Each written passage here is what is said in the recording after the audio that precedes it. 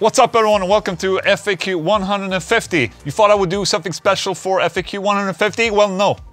I am, however, going to answer your...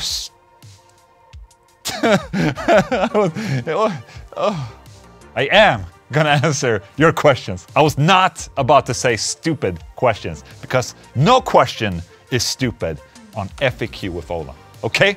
So let's go. First question from Christian Lopez. What's the heaviest, most crushing tone you have ever gotten?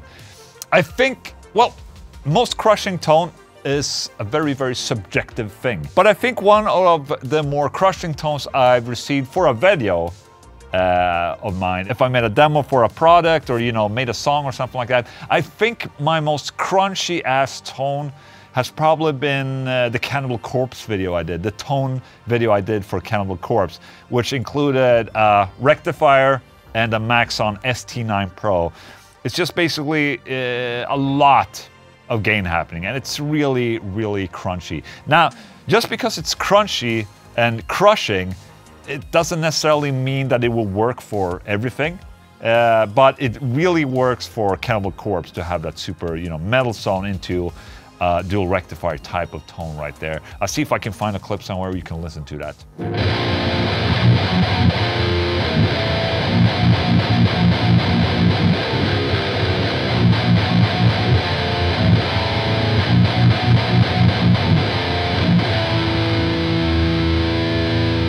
I mean, for instance, with this tone you have here, I mean, it's sort of crushing. But then again, you know, right now I'm in standard tuning. On the Cannibal Corpse video, I'm in like an A or something like that. I mean, just tune it down and it becomes even more crushing. But yeah, with this sound right here, I'm going for a more tight, saturated tone, okay? So...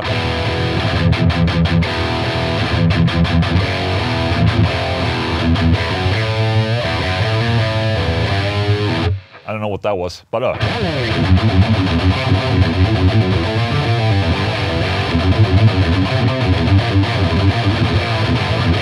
like if I played that riff with that Cannibal Corpse type of sound, it would probably be a little bit more mushier than this tone I'm using right here. So, do you really need that amount of gain? I mean, it is fun to play with that amount of gain, but it's not always that you need it. Okay? Good question, I like that. Paul Granet. Hey Ola, question for the next FAQ. When you cover a Dimebag Darrow solo, you search for tabs or just listen to the solo and figure how Dimebag would play it on your own? Love your channel. Thank you so much. When I try and learn a Dimebag solo, I think it's a mixture between both. I usually get and find a tab if I... Hang on, come here, come here. No, I just want to say thank you so much, guys, for all the support. This is Louise' badge of the day. She's shipping out some Feared stuff right now. So, thank you, Louise. She's trying to close the door with all those things there. So, when it comes to me learning a Dimebag solo, it usually starts with me checking a tab. I actually have the tab books for a bunch of the albums. Now, I know for a fact that they are not accurate. They're gets you in the ballpark. But I start with that just to get sort of like, okay, get some sort of perception on where he was playing the solo on the fretboard. And then after that, I usually listen to it in Logic, and, you know, I can slow it down in Logic, and I can go kind of like, you know, note for note and find... Sometimes when, you know, it's really fast passages, it's a little hard to hear what he's playing. But if you slow it down, it's just a lot easier trying to mimic that, so it's easier for me to kind of accurately be able to play the solo afterwards.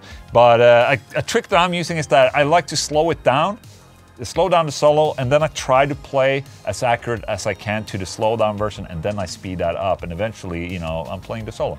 Works about 100% of the time, 60% of all the time. Sakamoto, probably get this a lot, but your DI signal, do you just plug straight into your interface or use a DI box? Does it make a difference using a DI box or not? Asking for a friend. Ha! People that have followed me for a long time, they know I'm a huge advocate for just, you know, keeping it as simple as possible when you record a DI signal. In my case, I just have this cable going straight into my main audio interface, and that's all I do. That's all you hear, and after that, I put a plugin in Logic, or, you know, even like right now I'm playing for the standalone Plini.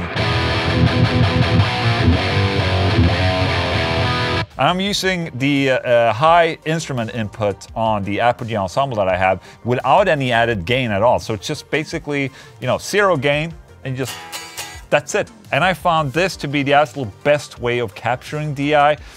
DI box, also really good, but the way that I've been recording myself through an interface and then, you know, using an instrument input, it's just more accurate when it comes to the point where you need to reamp something, if that makes sense. When I've done, you know, a DI box into an audio interface, for instance, it hasn't always been the right reamp signal when I try to reamp back into an amplifier.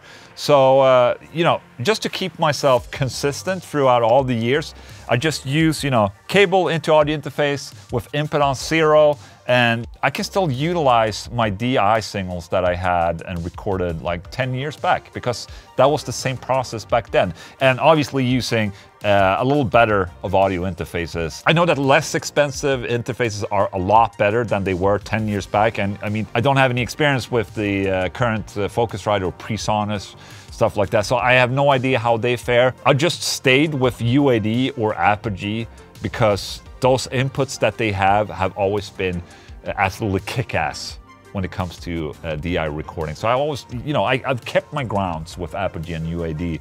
So I haven't tried too much else. I can't recommend any other interface at this point because I just haven't tried any. But sometimes you might have an active pickup and, you know, having the input on 0 is not enough. Maybe the active pickup is just too loud and it hits the ceiling of what the input can handle.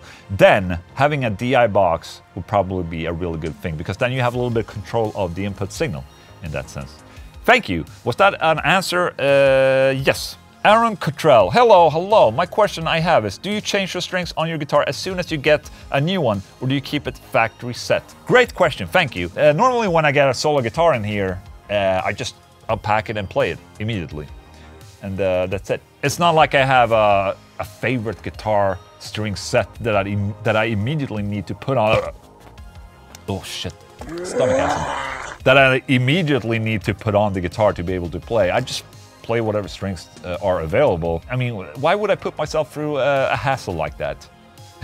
Just put on new strings and change strings on a new guitar. I mean, the strings are already new. At least when you get a solo guitar, you know, the strings are new.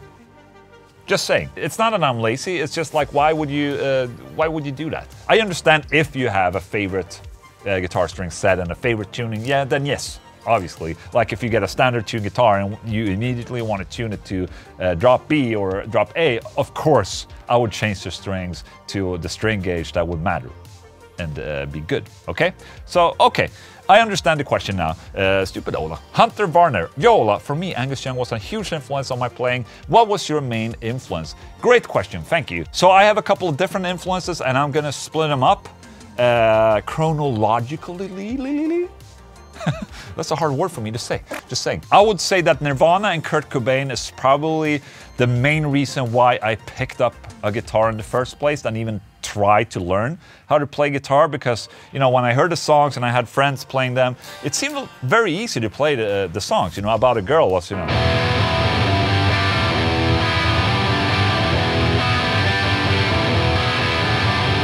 really simple, just E and G. The good thing about Nirvana is that if you knew a couple of chords, you can play almost all of their songs, which was, it's a great entry-level band if you just wanted to start playing guitar real quick. Then I think my biggest influence for just continuing to play and getting into metal was definitely Dimebag Darrell. You know, when I heard Pantera for the first time, I never heard anything like that before. I remember hearing Walk, and I was like, what is that? That is fucking incredible. That's empowering right there. Why have I never heard of anything like this before?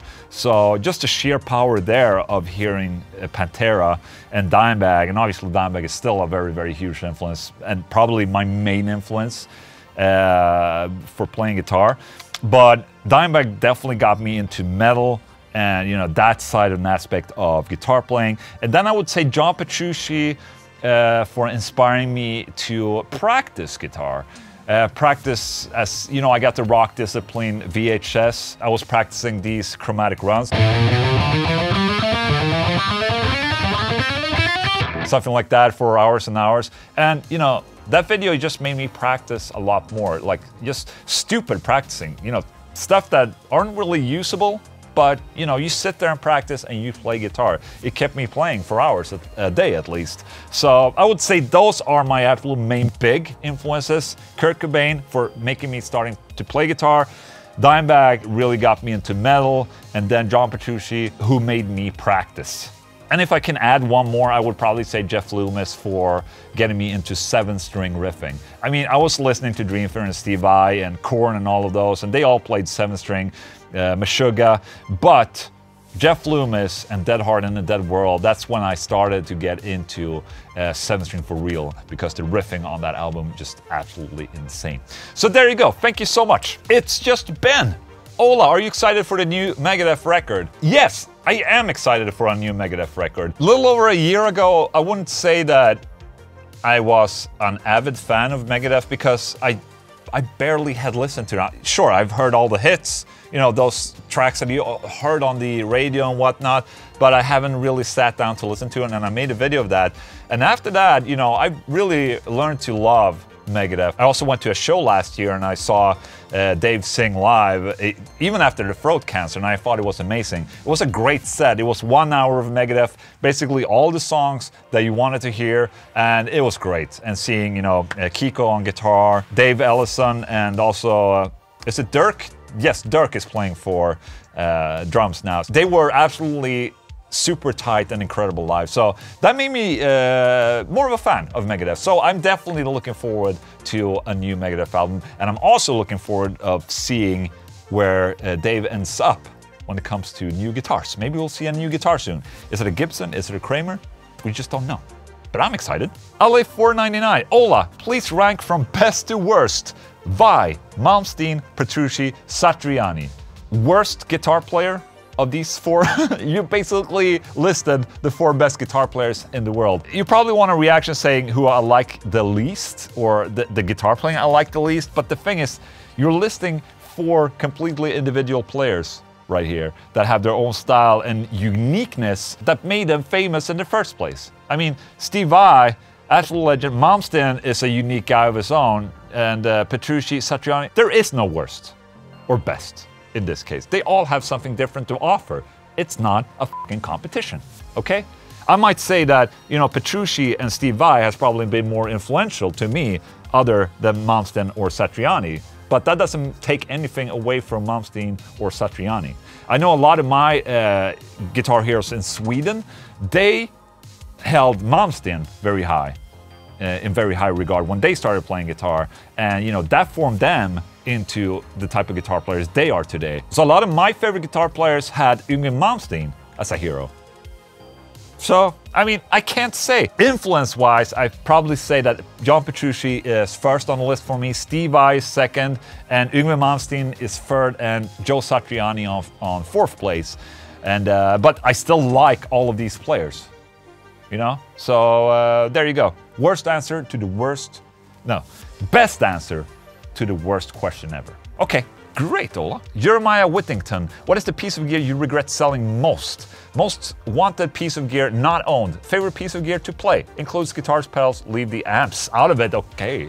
You know, I've bought and sold a bunch of guitars throughout the years, and I think the ones that I regretted the most selling was, first was probably my Washburn Blackjack Dimebag 333 guitar that I had. It was my second guitar that I owned, and I sold it to get an Ibanez 7-string in like 97, 98 or something like that. And I definitely regretted selling that because it was an early guitar for me where I learned a lot of Pantera, and you know, I used it live and so on. So, you know, I regret selling that guitar. Other than that, I've had so many other guitars that I just, you know, I was just slinging guitars because, you know, when you're young, you just want to find your voice. I mean, I did that by, you know, buying guitars and then selling them, sometimes for a better price, sometimes for less than what you bought it for, just to try and find your voice. But I have a couple of ones that I completely regret selling, and the first one was that Dimebag guitar. Then it was also the Washburn Dimebag Stealth 3ST that I sold, and also Ibanez Universe PVH. I had one, N90s, sold it, and also at the same time an Ibanez John Petrucci P2 that I had. Those are the 4 guitars I regretted selling. I have retrieved 3 of them. So not the exact same ones, but I got a 3ST and I got a PVH Ibanez that's signed by Steve Vai, by the way. And I also have an Ibanez P4, which is not the P2, but it's close. No, playing wise it's close, but it would be nice to have the P2, but they are incredibly expensive today. The afterhand market for Ibanez John Petrucci guitars is insane. Okay? It's insane. Batshit insane. They're super expensive. I mean, with pedals, they cost a lot less than guitars, so it's not really that big of a deal if you sold it and regret it, because then you can buy it back and it wasn't that much money. Not the same amount as a guitar, at least, so that's a little easier. I don't remember any pedal that I regretted selling, you know? And same thing, you said leave out the amps. Well, I'm gonna leave them in. Rectifiers are basically something I've been buying and purchasing and buying and selling and buying and selling on and off throughout the years, because just a hate and love relationship, you know? But I always come back to that rectifier tone because it's just so amazing. And you know, that was my first real tube amplifier, mid-90s, you know? And that, my little penis friends and vagina friends, was the last question right there. If you enjoyed this video, please consider subscribing to my channel and maybe put a thumbs up, okay? If you have any questions, please put them in the description. No, you can't put shit in the description, only I can. You put your questions in the comment section of this video, and that will make me happy, and I'll be able to answer your questions in the future.